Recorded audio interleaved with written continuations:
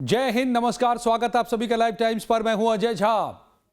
तो बीजिंग के Tiananmen square पर बिछी रेड कारपेट सिर्फ एक राष्ट्राध्यक्ष का स्वागत नहीं है, बल्कि एक ऐसी डील की तैयारी है जो मिडिल ईस्ट का नक्शा बदल सकती है। ट्रंप जो पहले ईरान पर मैक्सिमम प्रेशर की नीति अपना चुके हैं, अब शी जिनपिंग के दरवाजे पर पहुंच चुके हैं। दोनों हाथ मिला चुके हैं, दोनों एक दूसरे की तारीफ में कसीदे पढ़ चुके हैं। लेकिन ईरान की पैनी नजर बीजिंग पर है कि क्या यहां बातें हो रही हैं। अब तक जिनपिंग की बिसात, पुतिन की बिसात में डोनाल्ड ट्रंप फंसे हुए थे, तो अब हर रास्ते आजमाने के बाद, नाकाम होने के बाद डोनाल्ड ट्रंप पहुंच गए हैं बीजिंग, सीधे जिनपिंग के दरवाजे पर। तो क्या यहां पर ईरान का वो सौदा कर लेंगे? क्या चीन ईरान को अपने फायदे में बेच देगा? ईरान के जो रणनीतिक हित हैं उसका सौदा कर लेगा? यह बड़ा सवाल बना हुआ है दोस्तों। या फिर अपने करीबी दोस्त ईरान, रणनीतिक सहयोगी ईरान के साथ खड़ा रहेगा? आज इसी को समझते हैं, जब दोनों नेता मिल चुके हैं। बंद दरवाजे में क्या कुछ चल रहा है और क्या कुछ इससे निकल कर आ रहा है और आ सकता है, सभी कुछ समझिए। लेकिन इससे पहले आपसे गुजारिश कि अगर अब तक आपने चैनल को सब्सक्राइब नहीं किया तो प्लीज सब्सक्राइब कर लें। वीडियो को लाइक और शेयर जरूर करें अगर पसंद आए, और कमेंट में अपनी राय हमें जरूर बताएं।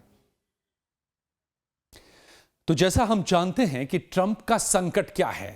अब देखिए, ये जो पूरी की पूरी बातचीत होगी वो किस आधार पर होगी? जिनपिंग और ट्रंप क्या बात करेंगे? क्या बिसात है दोनों देशों के बीच में? और इस पूरी बिसात में जो चीन और अमेरिका के बीच की बिसात है, उसमें ईरान कहां फिट हो रहा है? इसी आधार पर तय होगा कि इसका आउटकम क्या होगा। क्या ईरान चीन की बिसात पर एक मोहरा बनकर रह जाएगा ईरान के फायदे के लिए, ताइवान की बढ़त के लिए, या टैरिफ घटाने के लिए? क्या होगा? यह सब कुछ समझने से पहले समझना होगा कि ट्रंप क्या चाहते हैं, उनकी परेशानी क्या है, जिनपिंग क्या चाहते हैं, चीन की चाहत क्या है, और ईरान को क्या चाहिए। तो ट्रंप का संकट क्या है? ट्रंप चाहते हैं कि ईरान अपना परमाणु कार्यक्रम पूरी तरह से बंद करे और इजराइल के अस्तित्व को स्वीकार कर ले। इसके लिए उन्हें चीन की जरूरत पड़ी है। चीन ईरान के तेल का सबसे बड़ा खरीदार है। इस वजह से चीन ईरान का फाइनेंशियल हेल्पलाइन बना रहा है पूरे युद्ध के दौरान, और युद्ध से पहले भी सैंक्शन के दौरान। इस वजह से ईरान के लिए अस्तित्व की लड़ाई है, और चीन के लिए यह एक व्यापारिक फायदे की घड़ी है। ईरान को क्या डर लग रहा है? ईरान के लिए क्या खतरा है इसमें? क्यों हम लिख रहे हैं कि क्या बिक जाएगा चीन? ईरान का डर है कि क्या वो ताइवान की बलि चढ़ जाएगा। हालांकि स्टेटमेंट दे दिया है चीन ने कि ताइवान उसका घरेलू मसला है, कोई बात नहीं करेगा। ईरान को लेकर के भी स्टेटमेंट दे दिया है कि ईरान पर वो कोई दबाव नहीं बनाएगा। लेकिन ये सारी बातें बाहर के लिए होती हैं, पब्लिक कंजम्पशन के लिए होती हैं। बंद दरवाजे के पीछे जब दो ताकतें आमने सामने बैठती हैं, तब सीधी सौदेबाजी होती है, सीधी सौदेबाजी होती है। तो यहां से शुरू होता है ईरान का खतरा। जो चीन ढाल बनकर खड़ा रहा है, अब अगर वहां पर डोनाल्ड ट्रंप पहुंच गए हैं, तमाम रास्ते उनके बेकार साबित हुए, ईरान नहीं झुका, डोनाल्ड ट्रंप की शर्तों पर ईरान समझौता तक करने को तैयार नहीं हुआ, तो अब डोनाल्ड ट्रंप सीधे पहुंचे हैं बीजिंग। तो यहां बंद दरवाजे के पीछे क्या होगा? क्या ताइवान की बलि चढ़ जाएगा ईरान? क्या ताइवान के बदले ईरान का साथ छोड़ देगा चीन? यह सवाल बना हुआ है। ईरान की राजधानी तेहरान में इस वक्त इसको लेकर के यकीन मानिए गहरी चिंता है। हालांकि तेहरान ने साफ कर दिया हुआ है चीन को, अरागची पहुंच चुके थे कुछ दिनों पहले ही बीजिंग, और साफ अपना स्टैंड क्लियर कर दिया है कि वो कहां तक जाएंगे और कहां से आगे नहीं बढ़ेंगे, क्या ईरान का रेड लाइन है। तो लेकिन इस वक्त ईरान की रणनीतिक सोच जो है वो इसी पॉइंट पर आकर टिकी हुई है। ताइवान बनाम ईरान, अगर ट्रंप शी जिनपिंग को ताइवान मुद्दे पर कोई बड़ी रियायत जैसे कि वन चाइना पॉलिसी पर मौन धारण कर लें, हथियारों की सप्लाई में कमी कर दे ताइवान को, इस तरह की बातें कमिट कर देते हैं चीन को, तो क्या चीन ईरान का साथ छोड़ देगा? अब यहां हमें नहीं भूलना चाहिए, दुनिया जानती है कि चीन पर आप आंख मूंद कर कभी कोई मुल्क भरोसा नहीं कर सकता। चीन वही करता है जिसमें उसका फायदा होता है, आखिरकार वही फैसले करता है। यह भी चीन के खुद जो जानकार हैं वो बताते हैं कि ईरान से संबंध चीन का फायदे का है, तेल का है। सस्ते में तेल मिल रहा है, सैंक्शन की वजह से उसको $4 अरब से ज्यादा का फायदा सालाना हो जाता है ईरान से तेल खरीद के, वो भी अपनी करेंसी युआन में और सस्ते दाम पर। तो यह रिश्ता इसका है। चीन की नजर ईरान के रिकंस्ट्रक्शन पर है, चीन की नजर ईरान में निवेश पर है। $400 बिलियन का करार भी कर रखा है चीन ने। तो यह पूरा ताना बाना जो है वो फायदे का है, लेकिन फायदा रणनीतिक भी है। चीन पश्चिम एशिया में अपनी पकड़ बनाना चाहता है और ईरान ही वो जगह है जहां वो पैर रख पा रहा है। बाकी जगहों से, बाकी तमाम जो मुल्क हैं खाड़ी के, वो अमेरिका की गोद में बैठे हैं और अमेरिका को मात देना चीन का सबसे बड़ा मकसद है।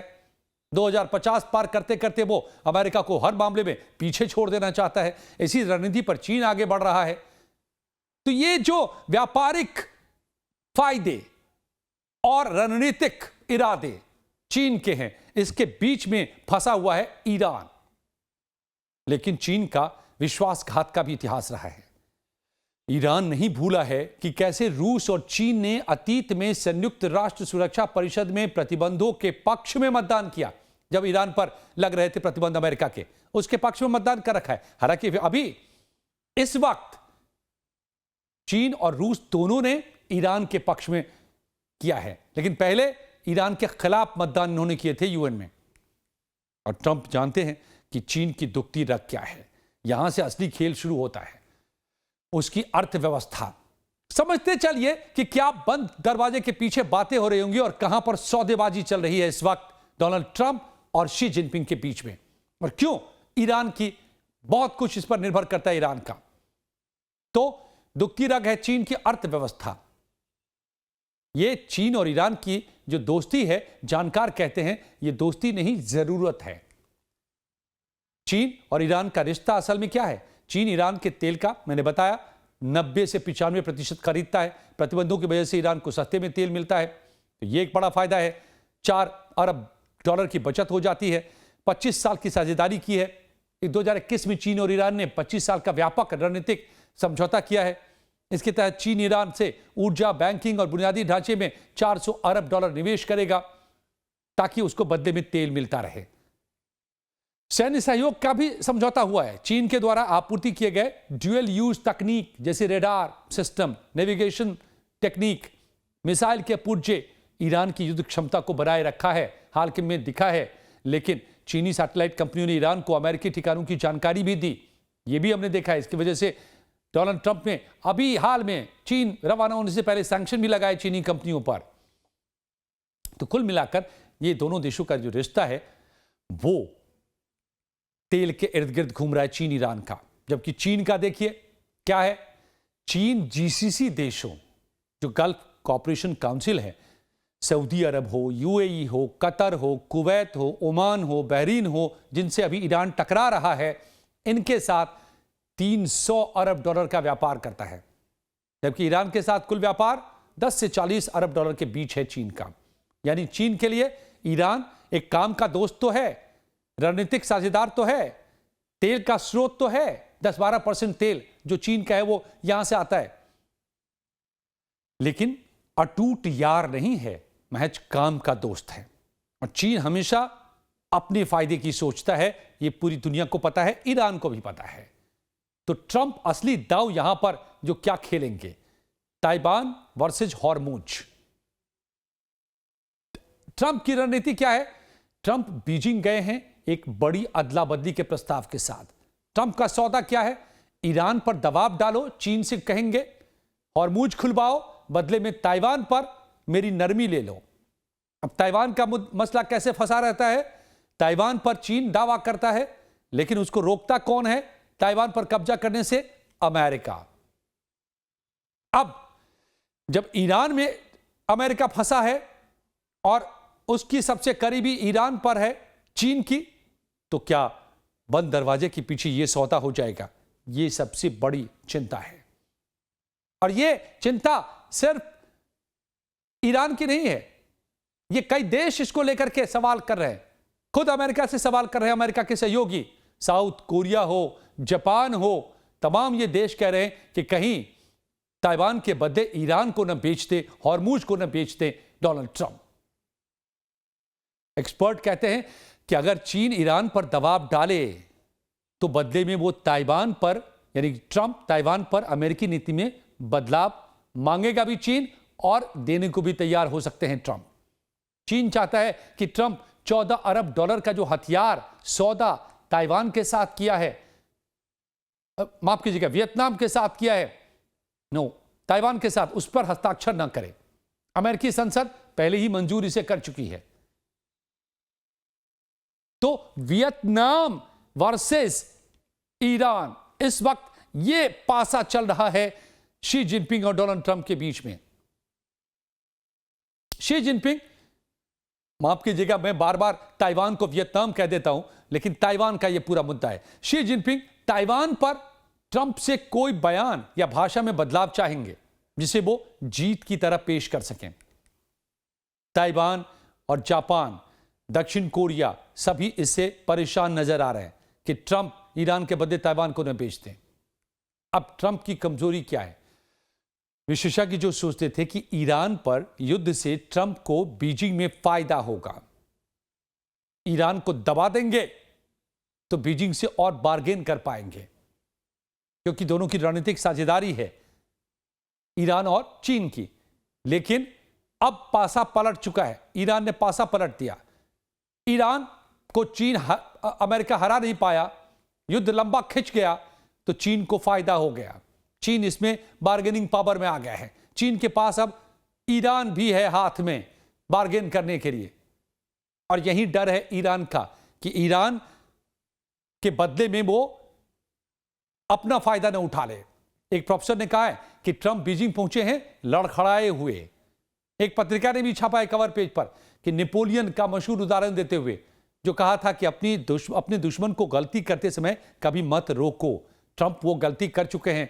पहले चीन खामोश रहा, अब समझौते की टेबल पर हैं उसके साथ डोनाल्ड ट्रंप, गलती कर चुके हैं, लड़खड़ाते हुए बीजिंग पहुंच गए हैं। तो ये जो इस वक्त है, इसमें चीन क्या करेगा? चीन दोहरा खेल खेल सकता है। चीन एक साथ 3 काम कर रहा है। पहला, ईरान को आर्थिक सहारा, युद्ध के बीच चीन की ईरानी तेल खरीदता रहा, इंडोनेशिया और मलेशिया के पास जहाज से जहाज ट्रांसफर के जरिए ईरान की अर्थव्यवस्था को जिंदा रखता रहा, तेल खरीद करके उसकी सेना को फंड मिलता रहा ईरान को। अमेरिकी अब क्यों? क्योंकि ईरान हावी हो अमेरिका पर, फिर ईरान चीन के प्लेट में आ जाएगा एक बार्गेनिंग चिप के तौर पर अमेरिका के खिलाफ, क्योंकि जो सबसे बड़ा लक्ष्य चीन का है वो है अमेरिका को टक्कर देना। तो चीन ईरान की मदद, अपनी बढ़त, चीन की बढ़त। समझिए दोस्तों, कूटनीति की बिसात बहुत गहरी होती है, और इसीलिए जब आप ट्रंप यहां पर पहुंच गए हैं तो ईरान की चिंता बढ़ी है। अब तक मदद मिल रही थी, युद्ध में अमेरिका को मात दे पाया ईरान, तो चीन की मदद उसमें बहुत अहम रही। लेकिन अब जब खुद डोनाल्ड ट्रंप इस पूरे खेल को समझते हुए सीधे बीजिंग पहुंच गए हैं कि चलो हम तुम सौदा कर लेते हैं, तुम तीसरे को क्यों मदद कर रहे हो, तो यह चिंता है ईरान की। तो क्या करता रहा चीन? ईरान को फंड करता रहा तेल खरीद कर। दूसरा, अमेरिकी प्रतिबंधों को चुनौती देता रहा है। चीन के वाणिज्य मंत्रालय ने 2 मई को आदेश दिया कि चीनी कंपनियां अमेरिकी प्रतिबंधों को मानने से इनकार कर सकती हैं। 2021 में यह कानून बना था। तीसरा, ईरान पर दबाव भी बना रहा है चीन। समिट से पहले चीनी विदेश मंत्री वांग यी ने ईरानी विदेश मंत्री अरागची से मुलाकात की, तो उस वक्त कहा था कि हॉर्मुज दोबारा खोलो, बातचीत जारी रखो। तो ये ईरान इस वक्त ये है आशंका कि ईरान चीन के लिए सिर्फ एक बार्गेनिंग चिप न बन जाए, सौदेबाजी का एक मोहरा न बन जाए।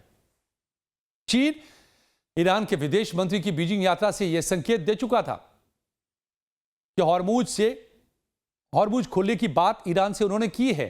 यानी चीन ट्रंप के आने से पहले ही खुद को मध्यस्थ के तौर पर भी यहां दिखाने लगा था, और शायद यह बैकडोर से चल रहे अमेरिका और चीन के बीच की बात थी कि आप इसके लिए बात करो, दबाव बनवाओ, हम आते हैं, उसके बाद फिर हम आपस में सौदा करेंगे। चीन की एक रणनीतिक बहुत बड़ी गहरी चाल भी है। चीन ईरान के साथ राजनीतिक साझेदारी और खाड़ी देशों और पश्चिमी के साथ आर्थिक हितों के बीच में भी संतुलन बना रहा है। मैंने बताया 300 अरब डॉलर का खाड़ी देशों से व्यापार है, तो 200 अरब डॉलर का मुनाफा इसी साल, पिछले एक साल में चीन ने अमेरिका से कमाया है। तो वो उसको गंवाना नहीं चाहेगा। तो अब इस सब के बीच में ईरान का लिए क्या क्या खतरा है, ईरान के नजरिए से समझिए। ईरान जानता है कि चीन की दोस्ती शर्तों के साथ आती है। चीन ईरान संबंध असमान है। ईरान चीन पर निर्भर करता है तेल बेचने के लिए, राजनयिक सुरक्षा के लिए। यूएन में जब मामला पहुंचता है तो वीटो चीन लगाता है, रूस लगाता है। तो राजनयिक सुरक्षा के लिए, प्रतिबंधों से बचने के लिए, क्योंकि प्रतिबंध अमेरिका लगाता है तो चीन उसका सहारा बन जाता है उसका तेल खरीद कर। जबकि चीन के लिए ईरान सिर्फ एक सस्ते तेल का स्रोत है। इसको ठीक से समझिए दोस्तों। चीन वहीं तक ईरान की मदद कर रहा है जहां तक उसका फायदा है। निर्भरता यहां पर ईरान की चीन पर है, चीन की ईरान पर नहीं है, और है भी तो उसके अपने फायदे के लिए है। इसलिए जानकार कहते हैं कि इस संघर्ष ने चीन के रणनीतिक साझेदारियों की सीमाओं को भी उजागर की है। चीन ने ईरान को सीमित सहायता दी है युद्ध में, सैन्य संतुलन को बदलने वाले हथियार नहीं दिए, इतने बड़े हथियार नहीं दे दिए जो कि चीन के पास हैं, जो सीधे जो पलड़ा था वो ईरान का भारी हो जाता हथियारों के दम पर भी, लेकिन वो नहीं दिया। जो शुरू में खबरें आई थी कि ऐसी मिसाइलें दे दी है हाइपरसोनिक, जिससे जहाज को डुबो सकता है ईरान, अमेरिका के जहाजों को डुबो सकता है, लेकिन वो हथियार नहीं मिले ईरान को, क्योंकि उसको अमेरिका को भी साधे रखना है। 200 बिलियन डॉलर की उसकी कमाई है वहां से, जो पीछे 300 बिलियन डॉलर थी पिछले साल, इस साल 200 बिलियन डॉलर पर है। टैरिफ वॉर की वजह से कम घटा है, लेकिन है।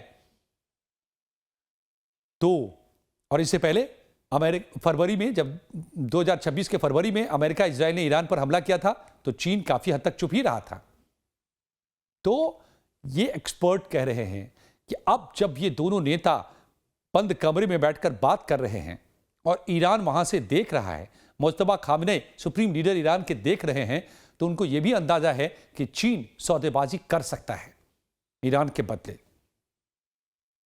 ताइवान पर, ईरान के मुकाबले ताइवान पर उसकी प्राथमिकता ज्यादा हो सकती है।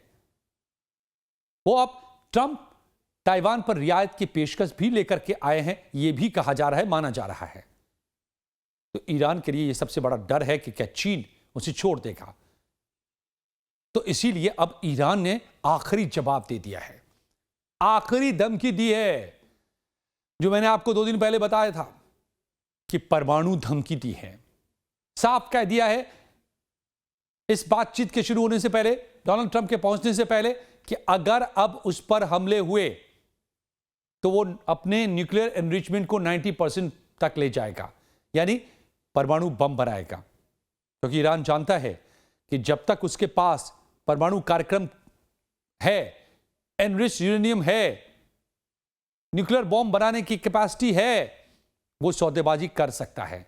ईरान साफ कर चुका है, झुकने वाला नहीं है। आज भी अब्बास अरागची नई दिल्ली पहुंचे हुए हैं ब्रिक्स की मीटिंग में, यहां से भी साफ कर दिया कि किसी भी कीमत पर ईरान झुकेगा नहीं। तो आईआरजीसी की लाइन क्लियर है कि न्यूक्लियर प्रोग्राम को नहीं छोड़ेंगे। यह हमारा सबसे पावरफुल बार्गेनिंग चिप है, सौदेबाजी के लिए सबसे मजबूत हमारे पास कार्ड है। और अगर इसके खिलाफ चीन भी चला जाए, चीन भी सौदेबाजी करने की कोशिश करे, ताइवान के बदले, तो भी हम नहीं झुकेंगे, और उस सूरत में अगर अमेरिका हमला करता है तो फिर हम न्यूक्लियर बॉम्ब बनाएंगे। और इसीलिए चीन अब ईरान ने साफ कर दिया है कि अपने न्यूक्लियर एनरिचमेंट को वो 90% पर ले जाएगा। तो ये तमाम वो हालात हैं दोस्तों जिसके बीच में आज के दिन बातें हो रही है बंद दरवाजे के पीछे चीन में, और ठीक उसी वक्त ब्रिक्स की बिसात नई दिल्ली में बिछ गई है। और ब्रिक्स क्या है? वेस्टर्न ब्लॉक के खिलाफ गठबंधन है, ध्यान रखिएगा। भले ये सभी देश कहते हैं कि एंटी अमेरिका नहीं है या किसी देश के खिलाफ नहीं है, लेकिन सबको पता है कि ब्रिक्स का गठन ही हुआ है पश्चिमी देशों के दबदबे को कम करने के लिए। इसीलिए ब्रिक्स के जरिए डी डॉलराइजेशन की पर काम चल रहा है, बिना डॉलर के आपस में व्यापार करने पर काम चल रहा है, आयात निर्यात बिना डॉलर के करने पर काम चल रहा है। और इसी से अमेरिका चिढ़ा रहता है ब्रिक्स से। डोनाल्ड ट्रंप ने तो ब्रिक्स के ऊपर सैंक्शन भी, ब्रिक्स कंट्रीज के ऊपर सैंक्शन लगाने की बात कही थी, टैरिफ लगाने की बात कही दी थी। तो यह महज इत्तेफाक नहीं है कि एक तरफ शी जिनपिंग और डोनाल्ड ट्रंप बीजिंग में मिल रहे हैं, दूसरी तरफ ब्रिक्स के सभी विदेश मंत्री ब्रिक्स कंट्रीज के दिल्ली में मिल रहे हैं। तो यहां से आकर अराक्ची की ललकार, हुंकार कि ईरान झुकेगा नहीं, यह शी जिनपिंग को भी है संदेश कि आप कहीं गलती से सौदेबाजी मत कर लीजिएगा, ईरान का हॉर्मुज का सौदा मत करने की कोशिश कीजिएगा, बिकने की कोशिश मत कीजिएगा ईरान के बिहाफ पे। हम नहीं मानेंगे आपकी, हम वही करेंगे जो हमारा फैसला होगा, ईरान का फैसला होगा। और यह ललकार आकर के तेहरान से तो आ ही रही है हर रोज, नई दिल्ली में ब्रिक्स के फोरम से आकर अराक्ची जब ये बोलते हैं, यह संदेश अमेरिका के लिए भी है और चीन के लिए भी है कि आपने मदद की, धन्यवाद, लेकिन हमारे बदले हमारा सौदा आप नहीं कर सकते। तो क्या लगता है दोस्तों, क्या करेंगे शी जिनपिंग? ईरान से दोस्ती को निभाएंगे या हॉर्मुज का सौदा कर बैठेंगे अपने फायदे के लिए? बताइए अपनी राय। और ये जानकारी अच्छी लगी हो तो इसे लाइक और शेयर जरूर कीजिएगा, कमेंट में अपनी राय जरूर बताइएगा। बहुत बहुत शुक्रिया।